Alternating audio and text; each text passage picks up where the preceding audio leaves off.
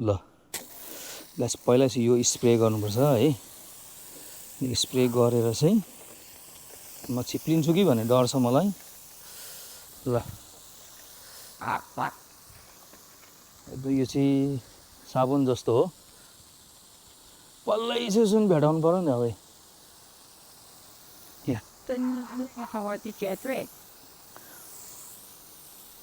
कति कस छ हेर्नु मैला। यो जालो लागेपछि पिटिक्कै नजाँदो रहेछ क्या यो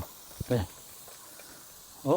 यो यसो गरेर छाप्प भिजाइदिएपछि चाहिँ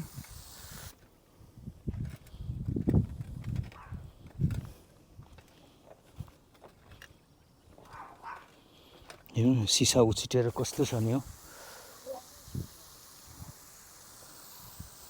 त्यो भइरहेको हुन्छ तिमीले नदेखे पनि।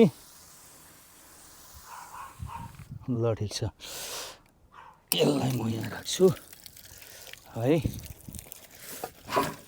मैले जुत्ता लाइनँ हो आमा। अब यसरी घोक्नुपर्छ है। यो चाहिँ अब सोलर प्यानल धोको है। हेर्नुहोस् त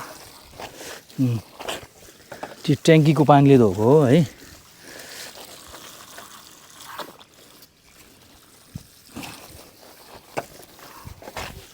लास्टमा यो पानी पनि ट्याङ्कीमै जान्छ, रिटर्न ब्याक। पाइप कहीँ दोब्रेको छैन नि। ओके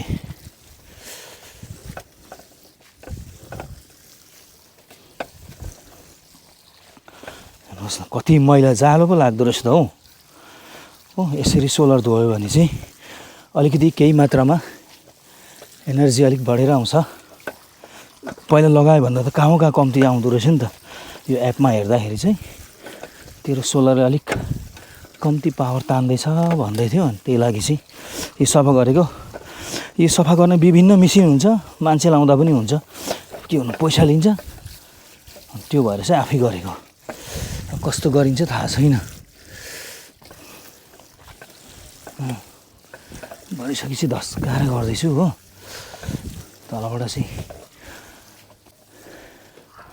क्यामेराम्यानले खिचिरहेको अवस्था छ। यो अस्ट्रेलिया आएर सोलर प्यानल धोइ जाँदैछ। आफ्नो घर हो जहाँ सुन्नुहुन्छ। अर्कालाई पैसा नखाइकन गरौँ भन्ने चाहिँ सोच हो होइन। आफूसँग आइडिया बुद्धि छ भने त, सामान छ भने त गर्दा भयो कि कसो।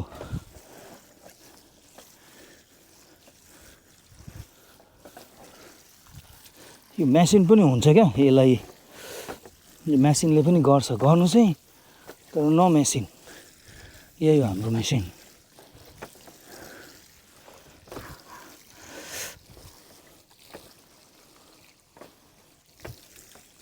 धेरै राम्रो भयो नि मम्मी। म यो साइड जान्छु हो। पाइपलाई सिस्टम गर्नु यसलाई यसरी, यसलाई यहाँबाट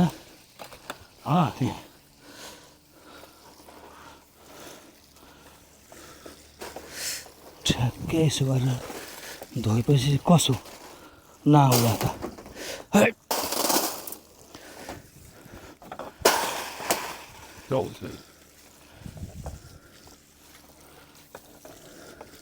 हेरौँ अब यो गरे पश्चात कतिको एनर्जी बढेर आउँदो रहेछ हेर्छु म।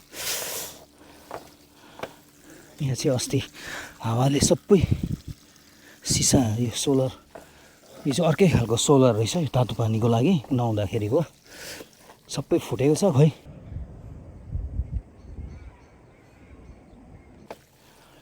इन्सुरेन्स क्लेम गरेको आउँदैन बनाउन। यो चाहिँ गाइस धाराको पानी होइन है, ट्याङ्कीको पानीले गर्दैछु म। उता छ ट्याङ्की, त्यो चाहिँ पानीको ट्याङ्की हो। त्यो पनि म आफैले राखेको हो जडान गरेर है। अनि यसरी यता सोलर प्यानल पनि म आइकन मैले घर किनेपछि लगाएको हो। यो पनि हेर्नुहोस् त, भुटानमा यस्ता प्यानल त्यो समयमा थिएनन्।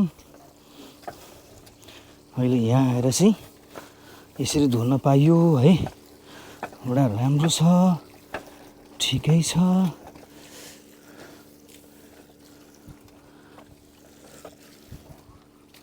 अब यो पाटो छ है, यसो लाउँदैछु। यसो हाम्रो घरबाट देखिने, धुरीबाट देखिने गाउँहरू हो यो। अब यतापट्टि धुनु छ, रेडी छु। अब यतापट्टि धोइसकेँ, टिलिक्क टल्क्यो ए सोलर प्यानल धोएपछि। अब यता नधोएको हेर्नुहोस् कति फुस्रो छ। अब यसलाई पनि धुन्छु। छानामाथिबाट चाहिँ यस्तो देखिन्छ है। अब म यो धुन्छु, यो लिक्विड लगाएर। ल ठिक छ,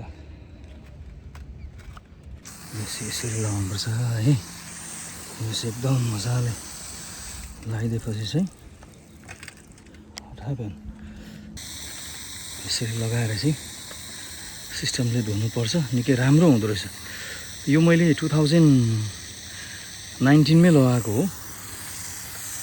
यो अब सफाइ एकखेप पनि गरेको थिइनँ। अनि एनर्जी कम भयो भन्छ, 2-3 वर्ष हो, के गर्नुपर्छ भनेर सोधेको, धुनुपर्छ अरे। अनि यहाँ इष्टमित्रहरूले पनि धोएको देखेँ, छिमेकीहरूले। अब यहाँ छिमेकीहरूले नाइबर भन्छ हो, छरछिमेकीहरू यति साह्रो बाक्लो छ, देखिहाल्नुभयो गाइस तपाईँहरूले हो।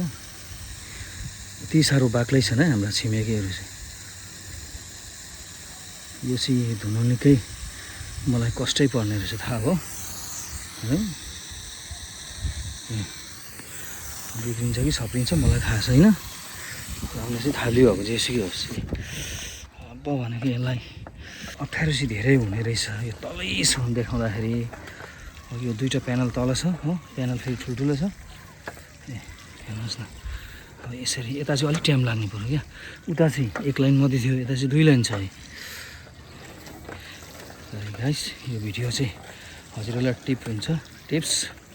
लाइक, कमेन्ट, सब्सक्राइब गर्न चाहिँ नभुल्नुहोस्। हजुरहरूलाई आगामी दिनमा यस्ता भिडियोहरू आइ नै रहन्छ, हालेको पनि छु मेरो युट्युब च्यानल गएर हेर्नुहोस्।